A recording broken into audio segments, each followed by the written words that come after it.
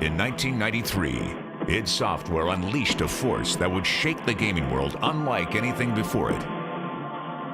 Doom was released, and with it, the birth of a new generation.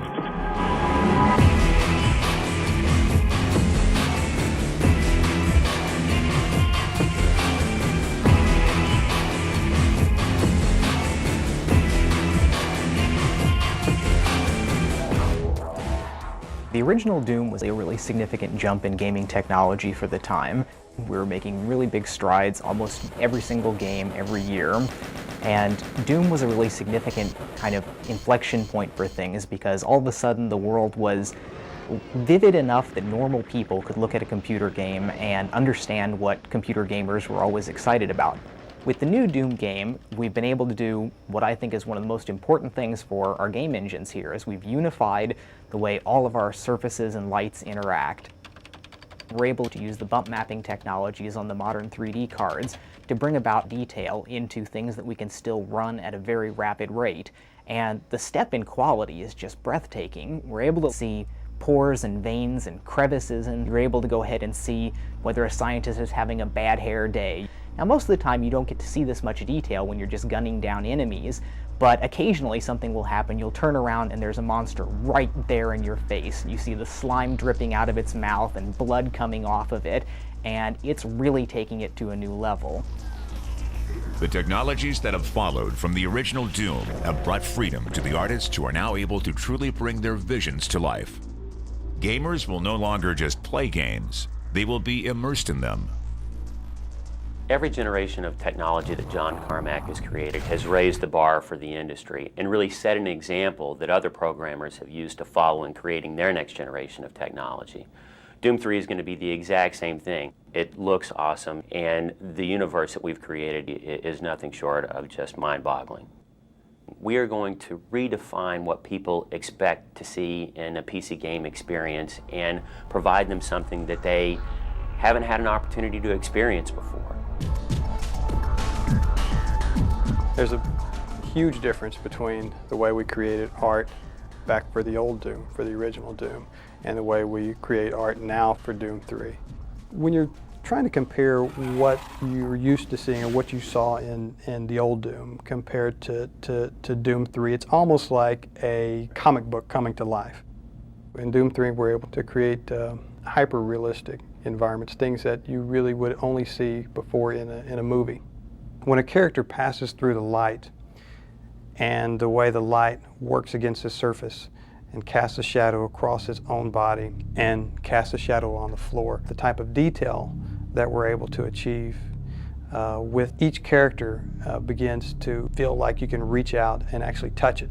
It's pretty much the most frighteningly realistic experience that you have inside a game.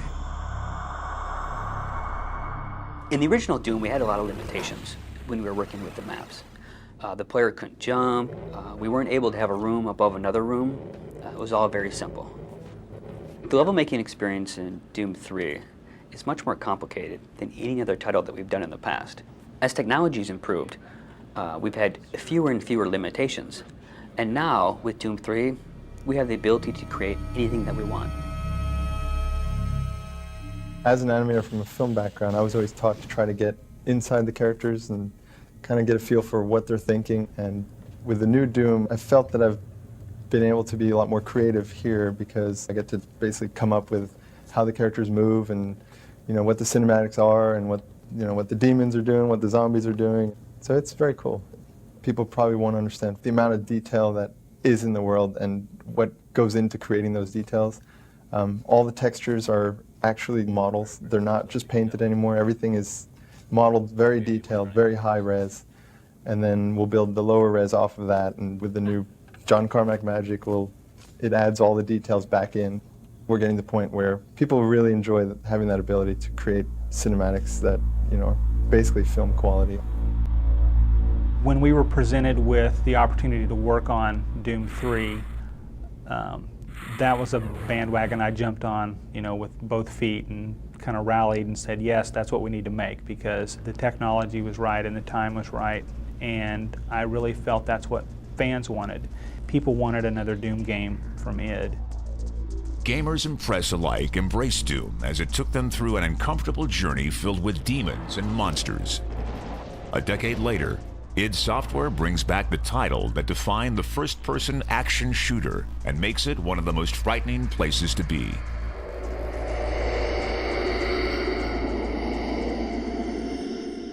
The first time I'd seen Doom and played Doom, it came at a very inopportune time where we were, I just finished the Downward Spiral album, and our keyboard player at the time walked in with the shareware of Doom.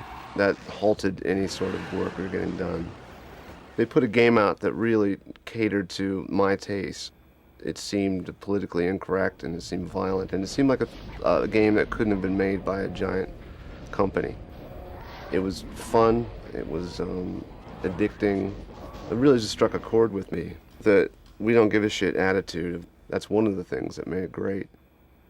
When I initially talked to John about the next project he was working on, and it ended up being Doom, I think one of the things that excited me about being involved in it was because games today, the technology allows a much more realistic, immersive environment. From a sound perspective, it's infinitely more creative. I'm intrigued about what we will be able to pull off in terms of really getting inside your head and making it an unpleasant place to be.